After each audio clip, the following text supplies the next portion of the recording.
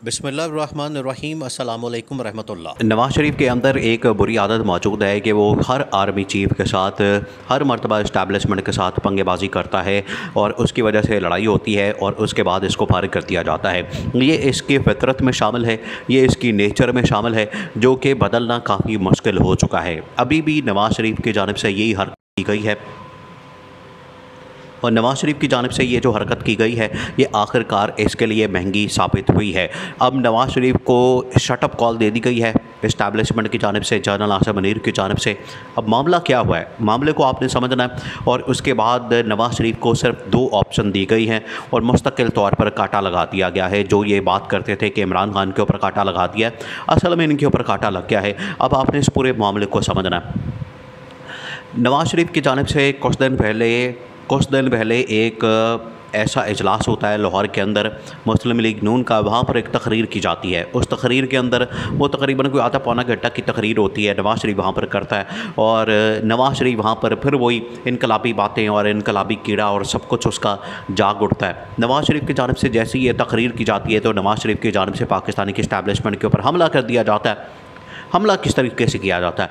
हमला ये किया जाता है, और इससे पहले नवाज़ शरीफ ने गुजरांवाला जलसे में जनरल बाजवा, उस वक्त के army chief, sitting army chief, और DGI जनरल फैज़ हमीद उस वक्त के सिटिंग, उनके ऊपर हमला कर दिया था जब ये पाकिस्तान के अंदर डील करके लंदन भाग गया था। और लंदन जाते साथ ही लंदन के अंदर अभी बैठा ही था कि 24 घंटे भी नहीं गुजरे थे और इसने वहाँ से गुजरांवाला में जलसे के अंदर तकरीर करके तो इनके ऊपर ये जो एहसान, हालांकि ये जनरल बाजवा, जनरल फैज़ हमीद इसके ऊपर एहसान करने वाले लोग हैं।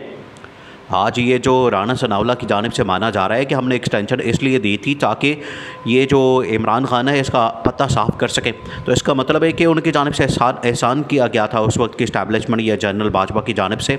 एक तो ये एतराफ़ जुर्म है, दूसरा ये कि उन्होंने एहसान किया इसको, एक तो लंदन भागने में मदद दी और दूसरा ये कि नवाज़ शरीफ का सबसे बड़ा दुश्मन जो है उसको साइड पे लगा। तो ये इन्होंने जैसे ही नवाज़ शरीफ वहाँ पर पहुँचे, नवाज़ शरीफ ने लंदन में बैठ के इन्होंने एक जलसे से खिताब किया और जलसे के अंदर sitting army chief general Bajwa और जनरल फैज़ हमीद के ऊपर ये धमाका कर दिया और उनके ऊपर हमला कर दिया। आज भी इनकी जानिब से ये किया गया। आज भी इन्होंने इन दोनों शख्सियात के ऊपर, जनरल बाजवा के ऊपर, जनरल फैज़ हमीद के ऊपर हमला कर दिया। और उस हमले के नतीजे में जो आज की इस्टेब्लिशमेंट है यानी कि जनरल आसिम मुनीर, वो बड़े गुस्से में आ गए। उनको बड़ा गुस्सा चढ़ गया कि ये इसने क्या हरकत की है। जिस चीज़ से इसको मना किया गया था उस वक्त भी इसको मना किया गया था। उस वक्त तो खैर इसके ऊपर पाबंदी लगा दी गई। इसको कहा गया कि आप अब बात नहीं कर सकते पाकिस्तान के TV चैनल्स के ऊपर। अगर आपने इस तरह की बातें करनी है तो फिर इसके ऊपर पाबंदी ही बेहतर है। तो इसके ऊपर पाबंदी लगा दी गई, इसको समझा दिया गया, बता दिया गया। अब इसने दोबारा से वही हरकत की है और पाकिस्तान की इस्टेब्लिशमेंट के ऊपर हमला कर दिया। पाकिस्तान के इवन के अदलिया के ऊपर, सिटिंग जजेस के ऊपर हमला कर दिया। ऊपर से ये आने की बात करा, ऊपर से ये बातें करता है डील की, ऊपर से ये बातें करता है मुझे NRO दिया जाए, ऊपर से ये बातें करता है कि मुझे वज़ीर-ए-आज़म बनाया जाए। और वहाँ पर उसने ये एक और बहुत बड़ी बात की कि मैं तहरीरी तौर पर लिख कर देता हूँ, मैं लिख कर देता हूँ कि मैं चौथी बार वज़ीर-ए-आज़म बनना हूँ और ये वाला इलेक्शन मेरा इलेक्शन है। मतलब ये कि इसने पूरा का पूरा इलेक्शन प्रोसेस और इलेक्शन उसके ऊपर सवालिया निशान खड़ा कर दिया। आगे किसकी हुकूमत बननी है इसने पहले बता के पूरा का पूरा इलेक्शन प्रोसेस और इलेक्शन वो सारा का सारा फ़र्क कर दिया कि इलेक्शन तो सिर्फ़ एक ड्रामा है। इलेक्शन हो या ना हो, इलेक्शन की सूरत में कौन सी हुकूमत आनी है, आवाम को जो वोट का हक़ है वो सही मानों में इस्तेमाल होना है, नहीं होना। और ये जो उसने बात कर दी है ये इंटरनेशनल हेडलाइन बन गई। पाकिस्तान के अंदर भी ये बात वायरल हो गई कि ये इस बंदे ने क्या हरकत कर दी है, क्या इसने बात कर दी है, क्या इसने ये बेबुनियाद और ये बेतुकी सी बात कर दी है कि अब मैं लिख कर देने को तैयार हूँ आपको कि मैं चौथी बार वज़ीर-ए-आज़म बनना हूँ। इसका मतलब है कि आपने बता दिया है कि मेरी डील हो गई है और डील के नतीजे में मैं आ रहा हूँ। इसकी वजह से यहाँ पर हलचल मच गई। जैसे ही हलचल मची तो शहबाज शरीफ, जो कि 24 घंटे नहीं गुजरे थे लंदन से वापस हुए पाकिस्तान, वो मॉडल टाउन के अंदर मौजूद था। उसको वहाँ पर टलियाँ खड़क जाती हैं, कॉल जाती है कि शहबाज शरीफ आ जाएँ, गुजरांवाला में मुलाकात करनी है। तो वहाँ पर एक बहुत बड़ी शख्सियत की मुलाकात होती है शहबाज शरीफ के साथ। शहबाज शरीफ को बताया जाता है कि आपके भाई ने ये जो हरकत की है ये अब इसके लिए बड़ी महंगी साबित होनी है। एक तो ये कि आप जाएं, इसको समझाएं और इसको दो ऑप्शन इसके सामने रख दें और इसके ऊपर अब कांटा लग गया। एक तो ये कि पाकिस्तान अगर आएगा तो लाहौर के अंदर इसकी एयरपोर्ट पर गिरफ़्तारी होनी है और ये एयरपोर्ट से जाएगा सीधा कोट लखपत जेल या फिर अडयाला जेल, दोनों में से किसी एक जेल में जाएगा। वैसे तो ये कोट लखपत जेल से यहाँ से गया था लंदन, जिस वक्त लंदन जा रहा था तो उससे पहले ये कोट लखपत जेल में था।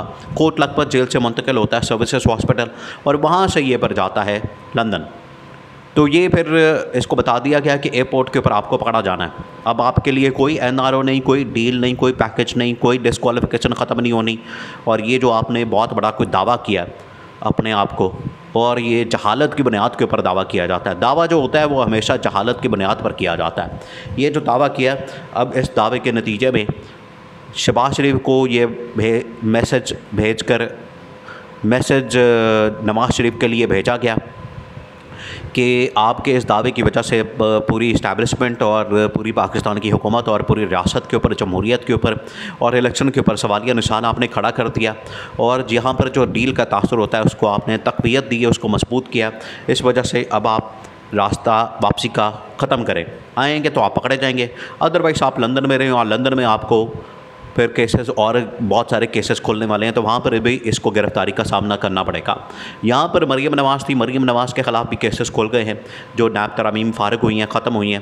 तो मरीम नवाज़ को भी नवाज़ शरीफ ने बुला लिया कि तुम यहाँ पर आ जाओ, इससे पहले कि यहाँ पर पाकिस्तान में हालात मज़ीद ख़राब हो जाएँ और तुम्हें गिरफ़्तार कर लिया जाए। तो इससे पहले पाकिस्तान से निकलो और लंदन आ जाओ। तो वो भी अब लंदन रवाना जा चुकी है। वहाँ पर एयरपोर्ट के ऊपर भी हालांकि जिस तरीके से उसका इस्तकबाल किया गया उसकी भी बड़ी वीडियोस वायरल हुई हैं और लंदन के अंदर भी बड़ा भरपूर तरीके से एहतजाज किया जा रहा है। लेकिन असल मामला ये है कि जनरल आसिम मुनीर ने नवाज़ शरीफ को शटअप कॉल दी है और उसको कहा है कि ये इस तरह की बकवास नहीं करनी और पाकिस्तान की अदलिया के ऊपर, पाकिस्तान के इदारों के ऊपर, पाकिस्तान की फ़ौज के ऊपर, पाकिस्तान की इस्टेब्लिशमेंट के ऊपर ये जो हमलेबाजी है और जुमलेबाजी है, ये जो ड्रामेबाजी है, ये जो तुम्हारी तरफ से किया जा रहा है, ये सारा तमाशा बंद। और अब इसमें मज़ीद तुम्हें कोई मोहलत नहीं मिलनी, रास्ता नहीं मिलना, ऑप्शन नहीं मिलना और अब मज़ीद इस मामले में हम आगे नहीं बढ़ सकते।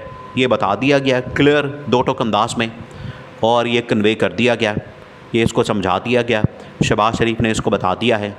तो अब वापसी हमेशा के लिए शहबाज शरीफ, नवाज़ शरीफ की इक़्तिदार में बंद हो गई है। तो ये रास्ता बंद हो गया।